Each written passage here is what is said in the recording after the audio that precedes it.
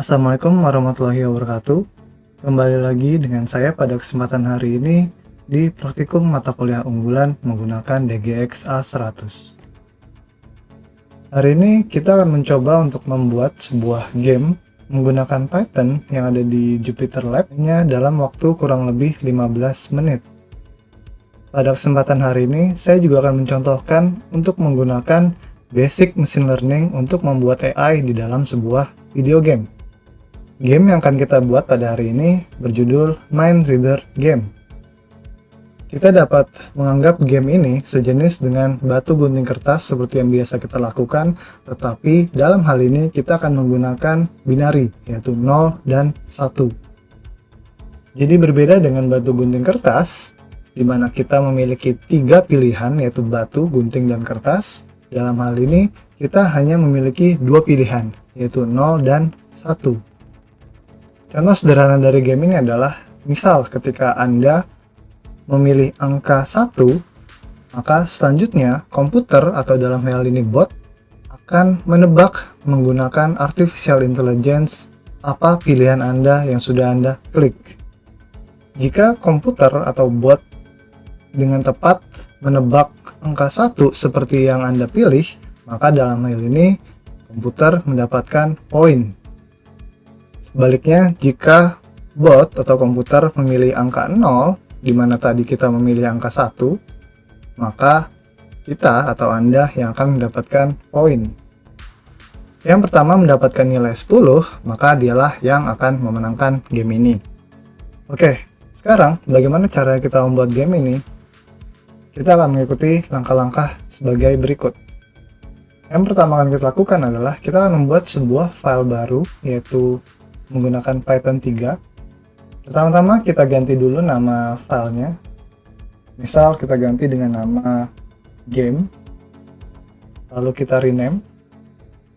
Di dalam file ini kita akan membuat source code dari game Mind Reader. Sebelumnya saya sudah menjelaskan mengenai ide dan penjelasan dari game yang mau kita buat. Biasanya sebelum kita membuat sebuah program atau kita ingin membuat sebuah game, yang pertama kali kita lakukan adalah kita akan mengimport semua tools yang akan kita pakai untuk membuat game ini. Untuk membuat game ini, kita hanya memerlukan 2 paket saja, yaitu IPyWidgets dan yang kedua adalah NumPy. IPyWidgets adalah salah satu tools atau package yang ada pada Python yang memudahkan kita dalam membuat sebuah aplikasi.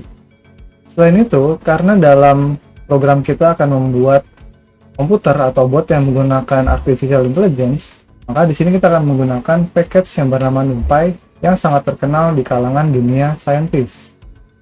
Oke, selanjutnya kita akan membuat tombol yang akan digunakan oleh pengguna untuk memilih nilai antara 0 dan 1. Untuk membuat 2 tombol yang kita perlukan tadi, kita akan membuat 2 variabel bernama button 0 dan juga button 1, di mana dalam button 0 ini terdapat sebuah perintah untuk membuat button yang memiliki deskripsi 0, sementara button 1 memiliki deskripsi 1. Selanjutnya, kedua button ini dimasukkan ke dalam perintah hbox, di mana perintah ini membuat kedua tombol tersebut nantinya dapat terbentuk dalam satu baris yang sama. Ide dari tombol ini adalah setiap kali pengguna mengklik salah satu dari tombol ini, maka tombol ini akan melakukan update terhadap game. Maka sekarang kita akan membuat fungsi untuk melakukan update terhadap game ketika tombol 0 dan tombol 1 tadi ditekan. Fungsi pertama yang kita buat yaitu bernama fungsi click_0, di mana fungsi ini bertugas untuk mengupdate game ketika pengguna menekan tombol 0. Begitu juga seterusnya, kita juga akan membuat sebuah fungsi lagi yang berguna ketika pengguna menekan tombol 1. Maka kedua hal ini akan mengupdate game sesuai dengan angka yang ditekan. Jika pengguna menekan tanda atau tombol 0, maka dia akan melakukan update game dengan mengisikan nilai 0. Lalu ketika pengguna menekan tombol 1, maka ini akan mengupdate game dengan nilai 1. Sekarang, apa yang terjadi ketika saya menekan tombol 0 atau tombol 1? Ketika saya menekan tombol 0 atau tombol 1, maka akan terjadi error karena di sini kita belum memiliki si fungsi yang bernama update game. Oke, maka sekarang kita akan membuat sebuah fungsi bernama update game.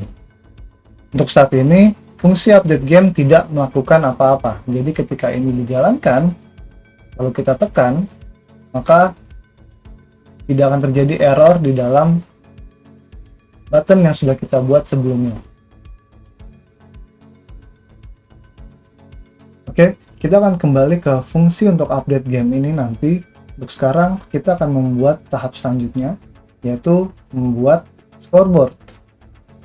Untuk membuat scoreboard, di sini kita menggunakan dua progress bar untuk scoreboard milik user dan juga scoreboard milik komputer atau bot. Di sini kita dapat melihat di mana di dalam progress bar selalu dimulai dari angka 0, lalu memiliki nilai minimum 0 sampai dengan 100. Lalu untuk user scoreboard, dia diberikan deskripsi you, maksudnya adalah kita, dengan stylenya di sini adalah success, di mana nantinya harusnya progress barnya berwarna hijau.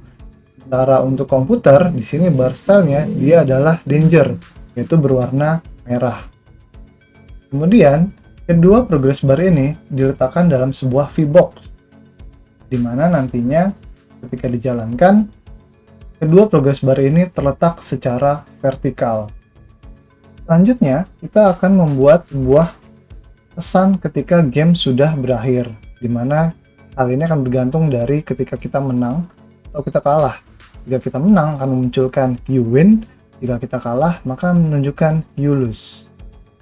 Untuk membuat pesan game berakhir antara you win atau you lose, di sini kita menggunakan HTML atau bahasa yang biasa kita pakai dalam website. Di sini kita menggunakan style color green, di mana jika dijalankan kita akan mendapatkan sebuah teks you win dengan warna hijau.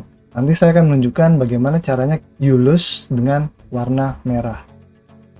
Oke, langkah selanjutnya sekarang kita akan membuat sebuah game box, di mana tempat untuk menyatukan semua widget yang sudah kita buat sebelumnya, yaitu button, scoreboard, pesan game error, semua widget tersebut di dalam sebuah box atau kotak yang kita namakan sebagai game box. Untuk membuat game box di sini saya menggunakan V-box, di mana di dalamnya ada sebuah H-box yang berisikan scoreboard dan final message yang nantinya akan terbentuk secara horizontal.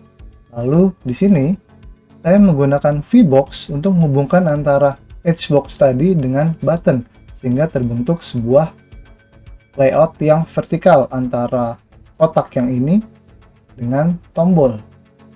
Oke, sekarang bagian yang terakhir adalah kita akan melanjutkan ke bagian function update game, di mana kita akan menyelesaikan fungsi yang kita tunda sebelumnya.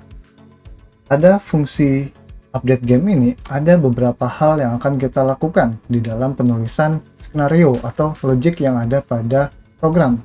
Yang pertama, komputer akan menebak angka yang kita pilih dari riwayat pilihan kita sebelumnya. Di sini akan terjadi perhitungan secara matematis untuk menentukan pilihan dari komputer. Yang kedua, menambahkan 1 pada skor komputer jika menebak angka yang kita pilih atau Anda pilih dengan tepat. Dan menambahkan 1 jika tebakannya salah ke dalam poin kita.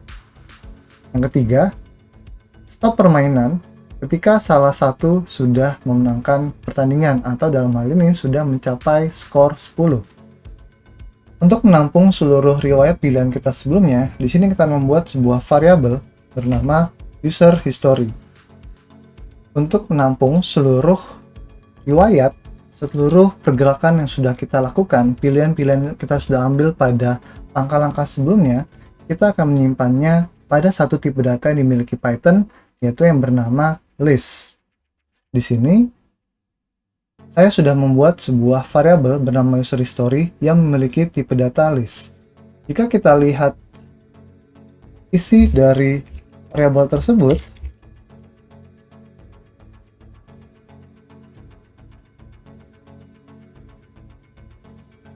variabel user history memiliki data kosong, di mana belum ada data yang masuk dalam variabel tersebut. kita dapat memasukkan nilai ke dalam variabel user history menggunakan perintah append, di mana di sini kita dapat memasukkan nilai 1 ke dalam variabel user history. Jadi sekarang ketika saya menjalankan atau melihat isi dari variabel user history, saya mendapatkan nilai 1. Begitu juga caranya ketika saya ingin menambahkan nilai 0 pada variabel user history. Saya dapat menggunakan fungsi append kembali, lalu user history akan memiliki nilai 1 dan 0. Oke, sekarang bagaimana caranya komputer atau bot di sini menebak langkah kita selanjutnya dengan menggunakan variabel user history ini? Nah, untuk menjawab pertanyaan ini, kita dapat menggunakan sebuah logika matematika yang cukup sederhana, yaitu menggunakan probabilitas. Jika kita lihat sekarang dari user history yang ada sekarang, di sini user atau pemain sudah memilih nilai 1 sebanyak 1 kali dan juga 0 sebanyak 1 kali. Dari sini kita tahu adalah kemungkinannya dia sudah memilih 1 sebanyak 50%. Jadi misalkan di sini kita anggap user setelah dia memilih angka 0, lalu dia memilih 1, sehingga dalam user history-nya menjadi 1,0,1. Dari sini kita dapat melihat probabilitasnya, nilainya dia memilih 1 adalah 2/3, di mana kita dapat artikan bahwa user memilih angka 1 sebanyak 2 kali dari 3 langkah. Jadi kita dapat menebak langkah atau memprediksi langkah selanjutnya, contohnya dengan melempar koin, di mana nilai 1 akan muncul dengan kemungkinan sebesar 2 dibanding 3. Lalu angka 0 akan muncul sebesar 1/3.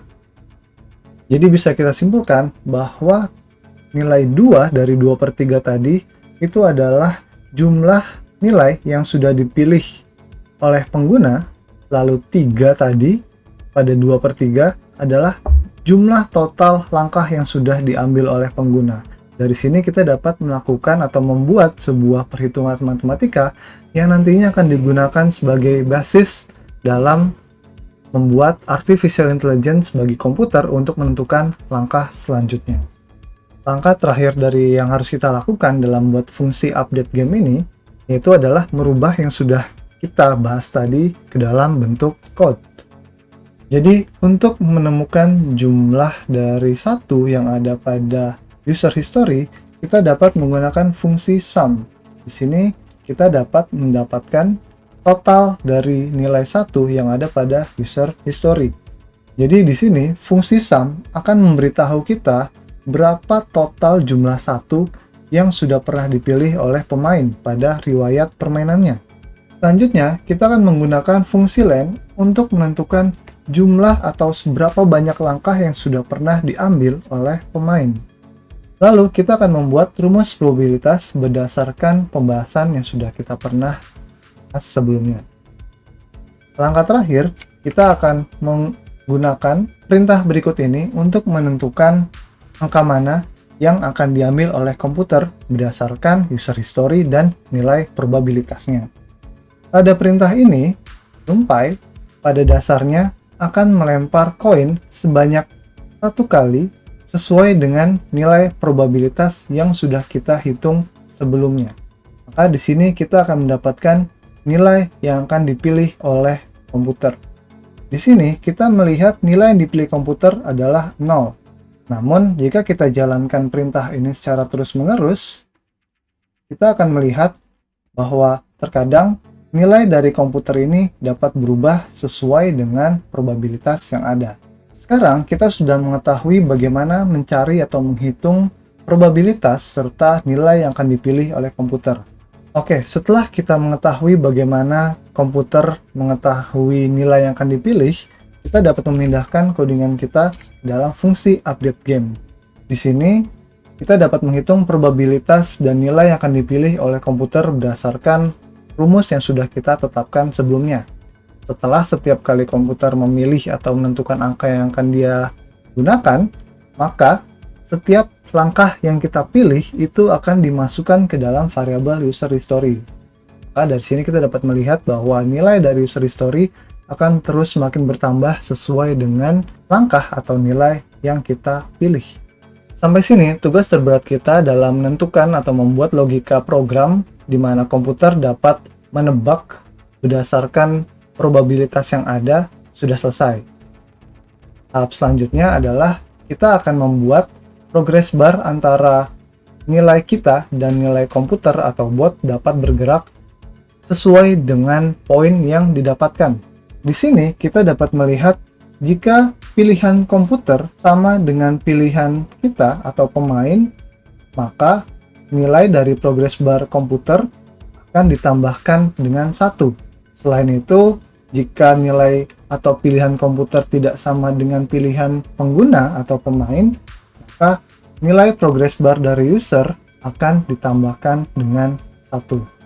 Jadi, jika sekarang kita jalankan ulang fungsi update game ini, lalu kita jalankan ulang gamebox-nya, harusnya sekarang kita dapat melihat bahwa progress bar sudah dapat dijalankan.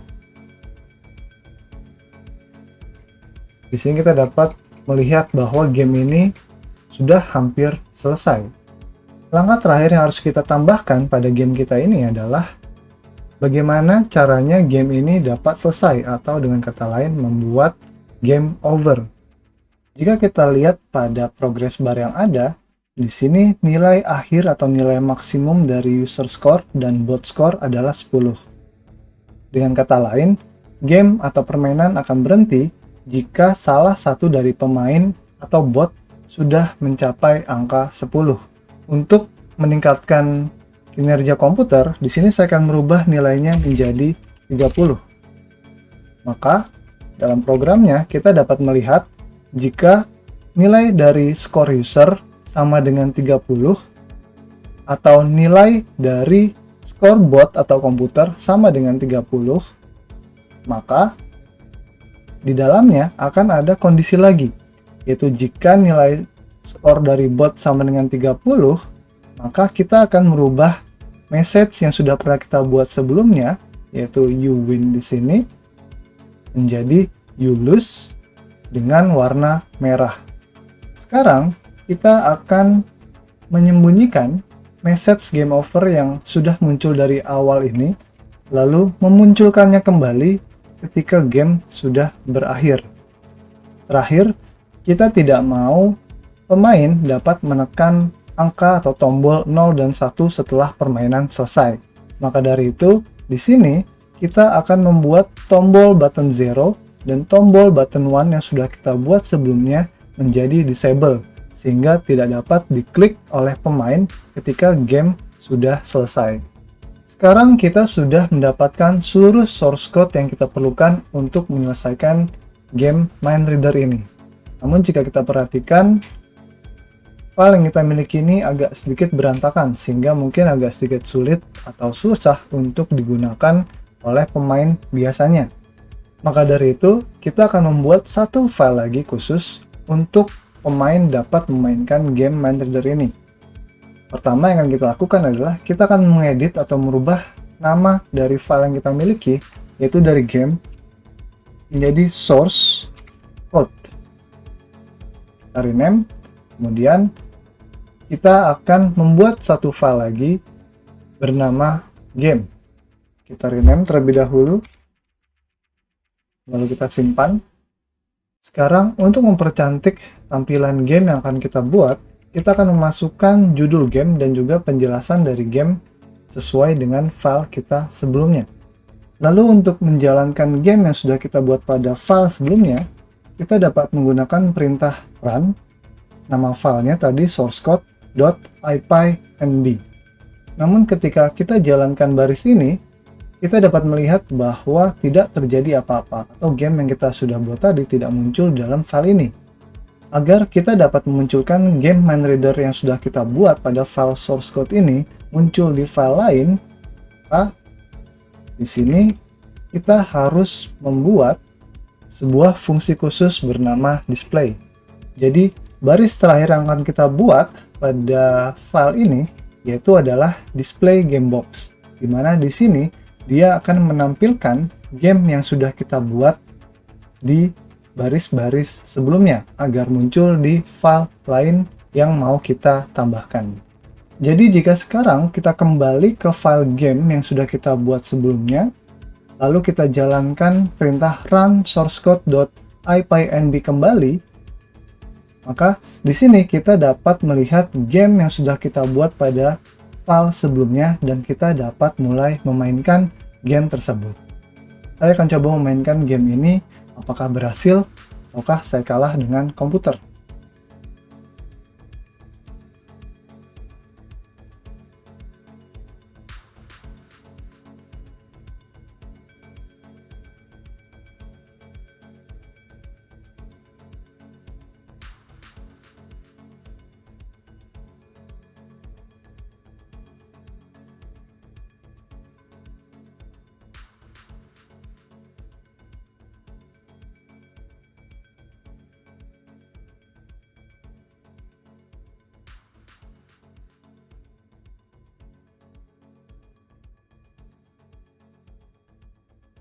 Oh, ternyata saya kalah.